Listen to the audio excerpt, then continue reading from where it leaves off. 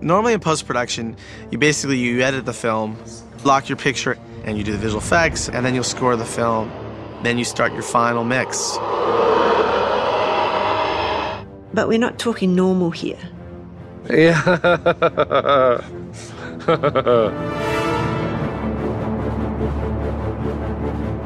The interesting thing about Return of the King is even though we had huge amounts of time, it always gets cramped. On Lord of the Rings, everything was having to overlap. It came around time in our schedule where it's like, look, if we're going to shoot pickups, we have to start now. So basically, Peter went from cutting to then having to cut and shoot. Another day down, and I've got to go into the cutting room and cut for a few hours. Then sleep, and then cut, and then sleep and shoot, and cut and sleep and shoot. Never mind, it'll all get done. We weren't finished by the time Howard was booked in with the orchestra. Howard uses the London Philharmonic to record. Peter had to be there with the music, and we had to go too. We moved the cutting room to London, and Pete was dealing with the scoring sessions, and he was cutting when he wasn't at the scoring stage. And then just come back in on Pippin and Sam.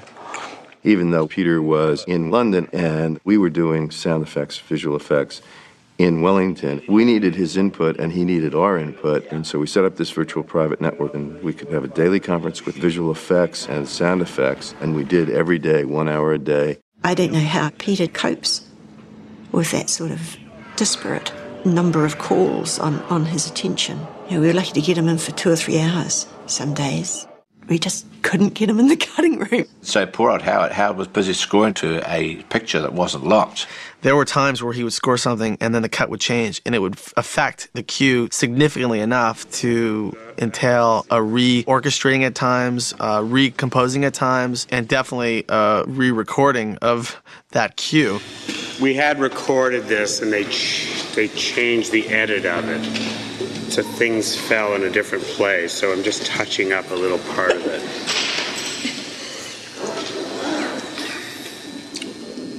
I remember sitting down with Paul Brusek.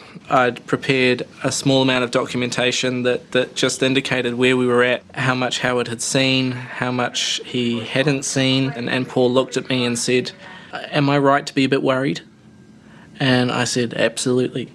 Because we were getting the cut so late, one couldn't afford to wait for locked sequences or finished visual effect shots to start the sound work. And so we were back home mixing to pictures that weren't really finished.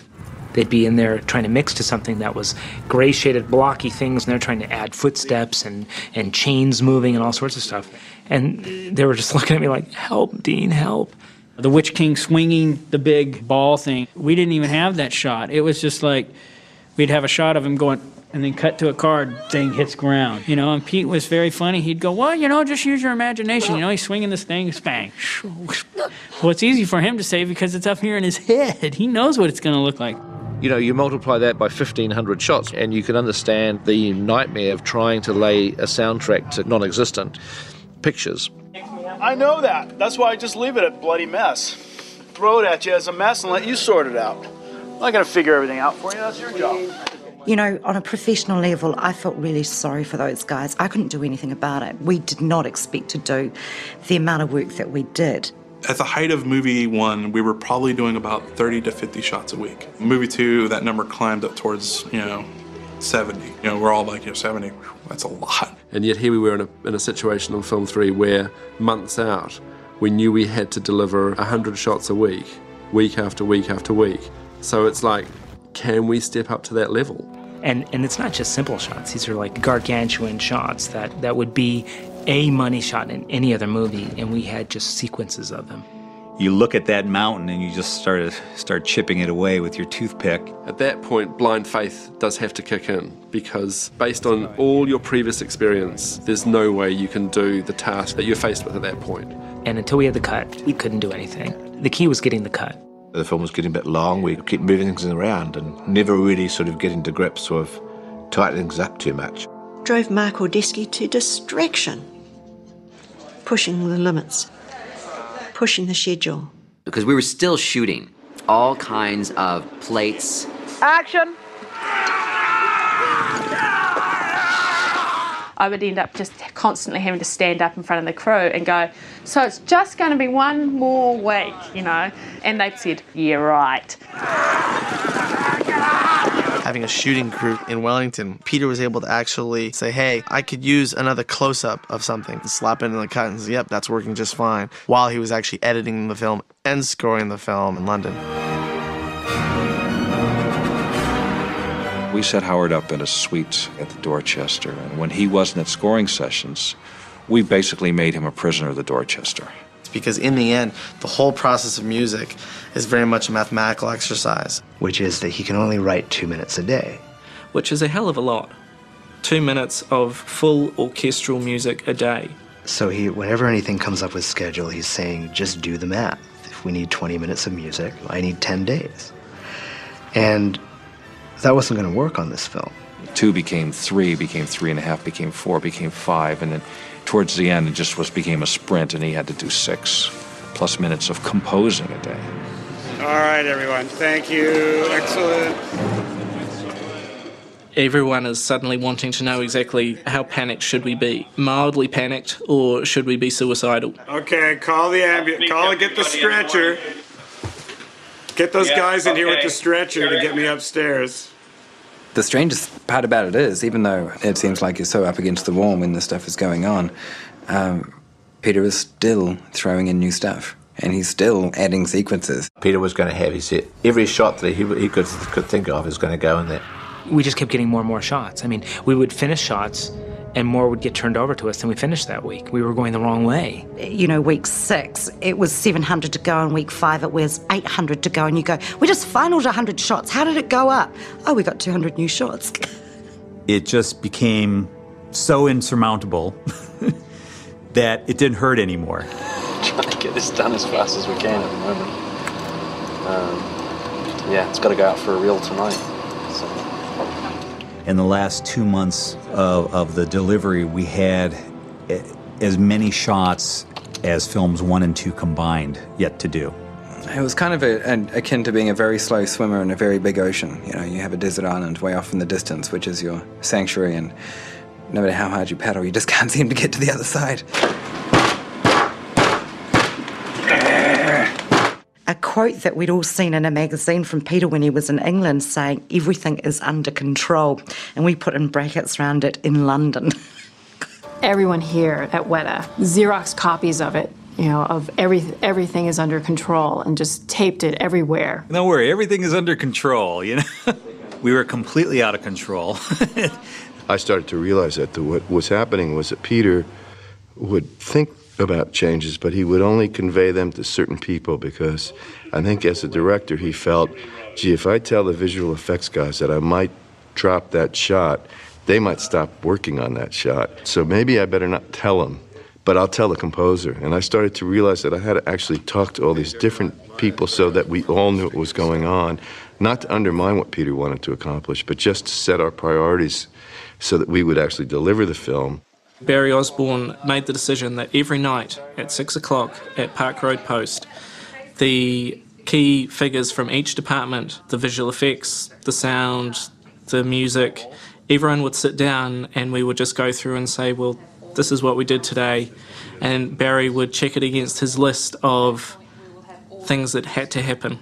And if something hadn't happened, there had to be some restructuring somewhere so that it could happen, so that we were still going to have the delivery of the film. This is the official document of dates. Until this changes, there's no change. The Barry meetings got pretty intense. I mean, Barry got pretty vocal at times. See, as I say, I don't care. Yeah, right. As long as I get a reel on these dates. Some people thought I was a little too short, but I just really wanted to keep people focused, because to take time out to do a meeting sometimes would seem like kind of a distraction from where they should be focused, but it was so important that we shared this information. If you just tell me that there's a problem. No, there's no problem. There's no problem yet. If there's a problem, I want to know about it. We'll do it first. All the schedules were getting pushed. It was becoming increasingly apparent that their dates weren't going to work, and they were going to have to move their stuff, and so they were getting a lot of stress on their side. If we miss these dates, we miss release. Okay. And they tried to start doing the final mix, and they didn't have a final cut in there. We got to start the final mixing on this date, period. I'm like, we're not ready to start. I knew we weren't ready to start, but we did anyway. To war! And such time and energy is spent by editors working through change notes the size of books and trying to rework the material in to the new stuff. When Shelob is moving, every time one of her legs hits the ground, it makes a sound. And just a small tweak in that shot may move where that sound goes. Or you're doing a shot and you've got a previs of a Feldbeast flying through the frame. And then there's a rumor that we start hearing that, oh, Peter decided to add 4 Feldbeasts into the shot. Well, we had to know about that because we had to accommodate a few more screams. It's like throwing a dart at a flock of birds. It's like, you know, it's kind of like everything's moving and it's a constantly moving target, and the deadline's getting closer. It's getting a little bit painful. I haven't had a day off in about 3 months, and the hours are getting pretty crazy, but we are going to get there and it's going to be great. Because the job is so big, it's so long, it is unknown that there are going to be periods like this. Just deal with it and get on with it. Once you start working on 7 days a week, long hours, just basically cutting each scene, so now you're cutting this scene, tomorrow you're cutting this scene, tomorrow you're cutting this scene, at no time are you actually stopping and evaluating the latest cut of the movie. You know, that's a whole other exercise to say, okay, we're not going to do anything today other than think about what we have. We looked at the movie as he had cut it, and it was flat because there was so much in there. You couldn't ride the roller coaster that telling a story should be, and you didn't have the emotional impact that the story should have. It was just too slow. It just sort of made it, the momentum suddenly got lost. We had to pay off. We had to be great. Peter knew it had to be great. And you're seeing it and you're saying, gee, that's almost working, but I wish we had more time. And are we going to make it? And is he going to really get this cut refined so that this film really sails? And Pete said, hey guys, I'm really sorry for this tight schedule and the crunched hours. But, you know, it's turned out to be the mother of all films. I mean, it turned out I have to get it right. Sometimes you just have to have the confidence and the belief in the fact that you're going to pull it off, and you just keep going forward every day, and you don't allow the self-doubt or any doubt, a shadow of doubt to enter into your mind, because you just have to keep going forward. Peter Jackson has not yet approved the schedule, and we'll find out about that tomorrow, so stay tuned. We're all hopeful this will work. Peter could no longer be in London. He had to be down at the final mix, physically on the stage. We left London, fly back to New Zealand, back into the cutting room. We still had only 5 reels locked, 5 reels out of 10 altogether. And so we were still going like the clappers. Back in the cutting room, we'd do more work on another reel, and then to be back down to the sound mix, and so all this process was backwards and forwards. In the meantime, we're still waiting for effects to come in, and because they changed the scenes as well. We are under 5 weeks away from delivery, and we have just about the same number of shots that we delivered in the entire of film 1 to go. We have about 540 shots to go. We had footage, they were still shooting at that stage, elements for all the effect shots. Action! Not until we had the actual shots themselves, something approaching the finished shot, where you could fine down the pacing and actually make the battle work. The miniature unit was filming in November. The release was December.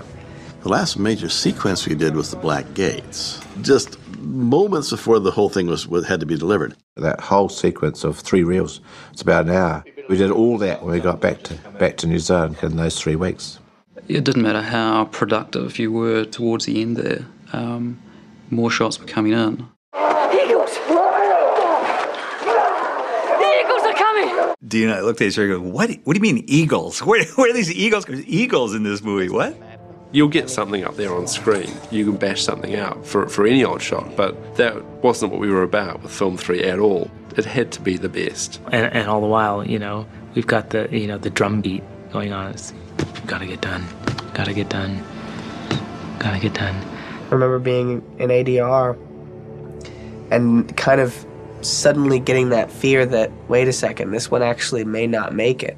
The newspapers here had even started to run stories, like the mayor of Wellington, Kerry Prendergast, was having to go on record saying, "Oh no, Peter will finish the film. We're not going to delay the premiere," because there was sort of rumours that the film was still unfinished. We had this immovable date that New Line had presented as saying, this is the point when we need the film. Because even after we deliver, they still need to then deliver to all the different international distributors around the world because it was a worldwide release. Was there probably a lot of tension? Absolutely there was. Was there a lot of not knowing what to do?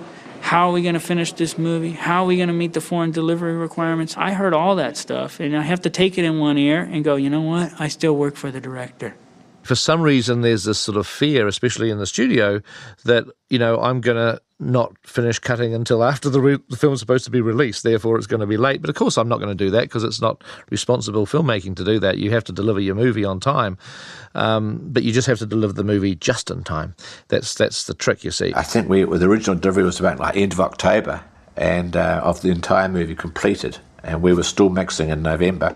Even though the scheduled delivery time was really coming up on us hard, Peter was sure that he wanted to have the quality at the top, all the way to the end, and didn't want to cut any corners just because the delivery schedule was hitting him. It's just trying to get everything finished, just trying to get everything, the last little tweaks and bits and pieces just done so we can just get this film signed off. And we actually had a little mantra within the sound department. When we thought things were getting bad, we would say, well, as bad as we think it is, over at Weta, they got it worse. Yeah, it's not great to cry in the job, but I think that there were moments in time where we all probably did. We were doing the destruction of the Black Gates. We had the Pelennor Fields. We had all the biggest shots to deliver. So we just burned the candles at both ends until we got everything in that we wanted to get in. It was less a problem of keeping them going and keeping them enthused as it was a problem of keeping them healthy and telling them to go home. Every day that ticks by, we have to do 20 shots. Every hour, somebody has to final a shot. A shot can take anywhere from 2 to 10 weeks to do. So that starts to get a little scary. This one, I've been working on this one since Monday, and it's due on Friday. There were compositors at the end, the last month, that would go home every other day to sleep. Shampoo. Prepared. The conference room where we met every day for dailies started to get a little bit ripe. Too many 7-day work weeks and too many people staying overnight. It started to get a little over the top. Most definitely wouldn't be doing that for any production or any director for that matter. When your leader is feeling the crunch, you try to help carry the burden for him as well. He knows how far he can push everyone to the last minute, break everyone's back maybe along the way, but we'd still be able to get it done and get it in the theater. Return of the King was about as close to the wire as you would ever want to go. We actually went beyond the wire. The mix and the picture and the visual effects literally were coming in a matter of weeks before the world premiere. We plugged in the last 10 or 11 shots, I think, on about the 10th or 12th of November. Reel 7 was the last reel that we got. Howard got that reel just before the premiere in Wellington. At the end of it, I think we delivered all of the sound elements on the 15th of November. This is the first movie that I've ever worked on where the visual effects were actually finished after we were required to have delivered the soundtrack. Such a fever pitch at the end. I mean, we worked, I think, almost 48 hours straight for the last shot. It just made sense that the last thing out was the shot where the ring is melting. We had started it months and months and months ago. Peter came to Weta to approve the final shot. We were all living on this high that, the ring, it's the last shot. Came into the conference room, we had the crew there, and he looked at it. And everybody's like behind Peter following, in unison, freaking out.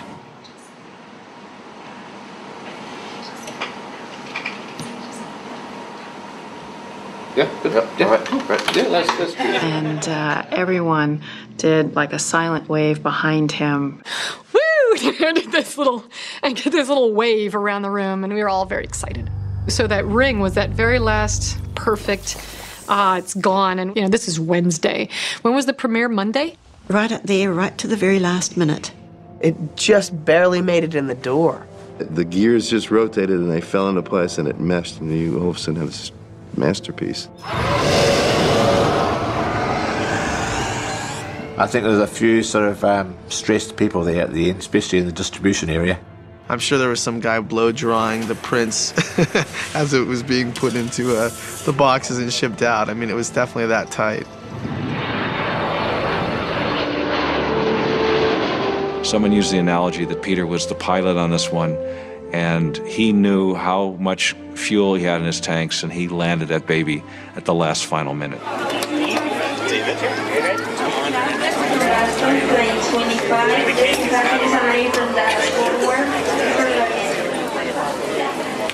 In a way, no one should make films this way because it's really the most difficult way to do it, and yet you could argue if the outcome is good, then it obviously isn't the wrong way. Right. If someone says you can't do it, that's where we go. That's where we go. Right. We live there. Yeah. I think it's a measure of the enormous support that Peter had from everybody working on the production. We're done. Number 3. It wasn't just Peter's film, it was our film. It was here, it was ours. We just wanted to see it the best that it could be.